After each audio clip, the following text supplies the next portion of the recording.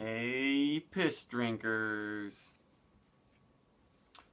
Another beer is being dealt with. That is the Avery Raja Double IPA, which they just came out with this fall.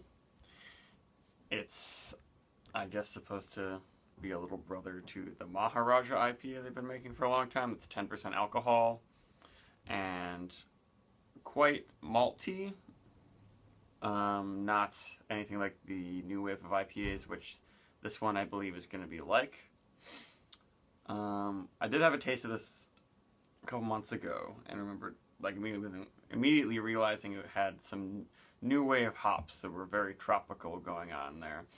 And I just did some research, and they use the Southern Hemisphere hops Galaxy, which is very popular. You see in lots of new IPAs, and Vic's Secret, which is starting to get a little more popular. They both, at least in the beers that I've had them, have had that passion fruit thing going on. The Vic's Secret had a little bit more of that orangey resiny, I remember. When I actually had a single hopped Vic's Secret beer from Night Shift, I remember being very, very bitter and pretty intense, but still good, unique Southern Hemisphere sort of flavors, and it was kind of had a lime quality to it. But this one is a double IPA, 8%, and I think they only use pale malt. I remember being extremely pale, and I think Avery was just trying to put out a beer that was like a lot of the new wave IPAs, that's just all about hop aroma and hop flavor, and using some newer hop varieties or some Southern Hemisphere ones. So let's give this one a try. I believe it's not rated to be very high in IBUs.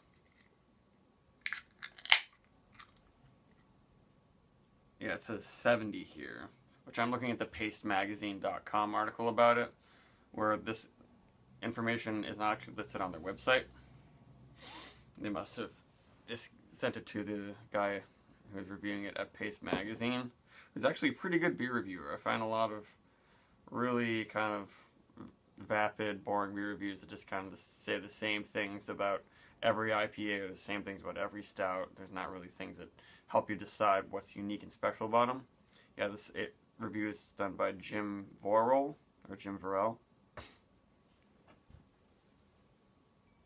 Check it out. Extremely pale. Not even quite golden. And nice, white, thick. Had plenty of carbonation. It seems at first not too many bubbles. It's just the big hop resins and hop presence that helps keep that eggshell white, even whiter head in there. Oh my gosh. That is very, very sugary tropical fruit salad aroma. Seems sweet, and it just proves to you that a beer can be super pale and be sweet. I think I'm expecting this to be sweet. It smells, oh, there's a little bit of dankness in there, but that, I think maybe just because I haven't had an IPA yet today. But it smells just like candied orange peel, passion fruit, big pineapple aromas there. I almost would have thought this was Mosaic. And it's maybe not quite ambrosia salad, that like trashy canned pineapple, maraschino cherry, marshmallow salad and like mandarin orange. It's got a lot of similar things, but it's not quite intense. It's really juicy smelling. It smells a lot like mango peach juice. I would have guessed there was Mosaic in this.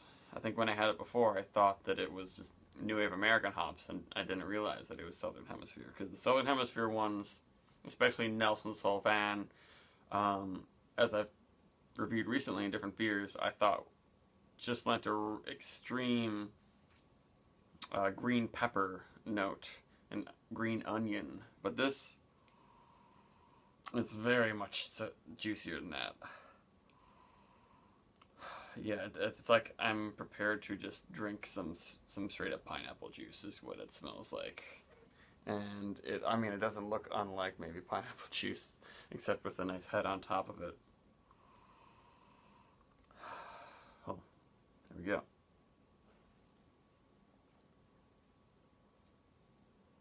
Oh, it doesn't seem that sweet at first. Wow, it gets much more resinous and dank in the flavor. That's what these hops can do. They play with your head. They make you think this is going to be a sweet nectar of the gods from the aroma,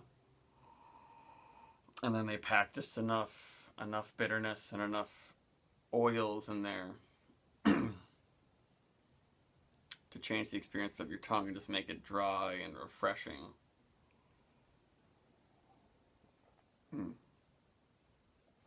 It's not a thick body, like dense, but it's pretty full. Not quite fluffy. It'd be fluffier if it weren't kind of at the medium to low carbonation it has, and it's got a perfectly even haze throughout. There's no chunks, no real turbidity, as you might say, but there is, my finger is hazy, but it's not nearly as filtered clean as a lot of other IPAs I've had from the West Coast. This is Avery out of Colorado. Like even the Alpine Nelson and yeah, Green Flash makes that, so Green Flash stuff, Lagunitas. The Born Yesterday had some teeny little chunky things in the bottom. They were almost translucent, but otherwise it was filtered clear. This has an interesting, just like perfect haze in it that almost looks like it was like a Hefeweizen where you just poured it and didn't try to get the yeast in the bottom and the yeast had all settled. But this can, let's see if there's anything else on the bottom. I don't really see anything. I dropped those last few drops in. It doesn't really add much. So they managed to get some big juiciness out of this while keeping it pretty clear. Yeah, the aroma just smells like candy, Smarties. Not quite bubblegum. Maybe like cotton candy bubblegum. Very pleasant.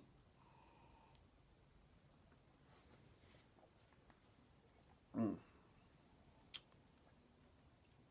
the bitterness comes with a prickly resinous on the tongue. Just a light raking on the tongue. And then it goes away after a while. It's starting to build up and not finish as quickly now. But it's still pretty refreshing and there's very little heat. I don't smell like any booze on the nose at all.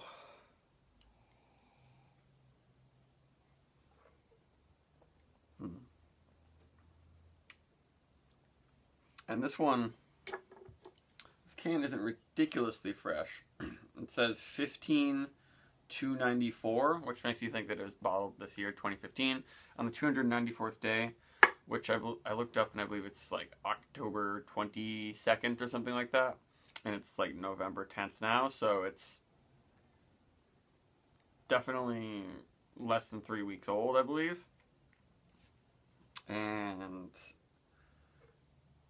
it tastes very, very good. There's no degradation that I can tell in this. The can definitely helps. And I'm glad they put this out in cans. And Avery has started to impress me a little bit more. Like in the past, I've had, their big beers, the Maharaja and the Kaiser. Kaiser's a unique one because it's like a 10% alcohol Oktoberfest that actually convinces you that it's more like an Oktoberfest than just some huge Doppelbock. And those are great ones, but those are kind of classic great craft beers. Recently they came out with the Avery Lilikoi Coppola. Not exactly I don't know how to say that exactly, but exactly. But it's a Belgian white beer brewed with passion fruit. and it just works so perfectly. It's another one that's super juicy, like this has a super juicy aroma, but that one actually is brewed with passion fruit, so it gets a little bit of an advantage over a hoppy beer maybe.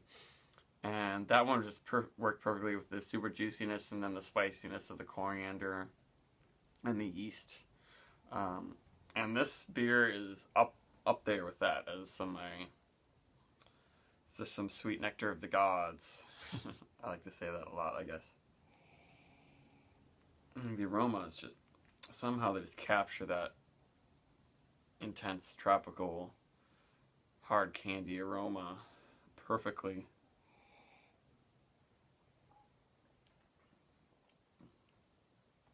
And then that nice resinous dry passion fruit flavor. And actually this is up there with some Trillium beers. Actually, I mean, and that it's similar. It's almost as good. But those beers I often drink, when they're 2 days old or something. But this actually reminds me of a lot of their beers, especially their Congress Street IPA, which is brewed with Galaxy hops. Except their beers are actually like opaque. This is definitely still translucent. But as I said, not completely filtered. But I can't get enough of this aroma. It's almost like I don't want to drink it too fast because I want to get a lot of sniffs out of this one. And the onion garlicky is just in the background. Now it's warming up, it's coming out just a little bit. But it's still kind of like, ooh, that's a mango, passion fruit, pineapple juice cocktail that I'm about to drink from V8, but way better.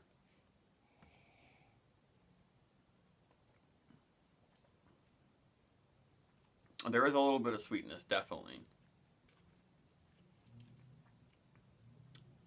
But it's nothing that's so big and overwhelming, because I've had a lot of the old-fashioned double IPAs just are all about huge malt character and malt sweetness with huge bitterness and just overwhelming. This has just like a big enough hop aroma and oil content in here to match their simple malt, just with a touch of sweetness that makes it just have every tropical fruit you can think of, and almost like if you squeeze some honey on top of it. That's what the malt did, but then it's mostly dry finish that's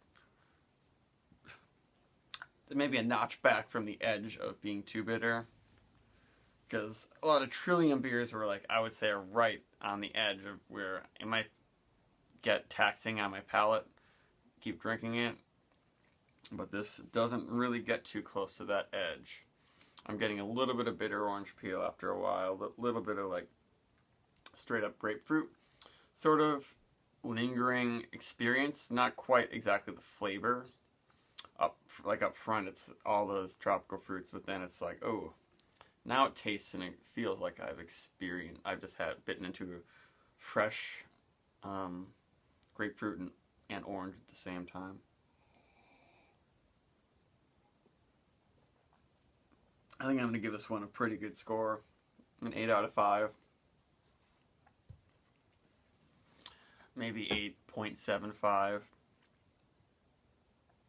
Which is surprising. Because it doesn't have... It's definitely like they did the research or something on some of these East Coast style IPAs, New England style, because it matches up with a lot of the ones that I'm tasting around here these days. Goodbye.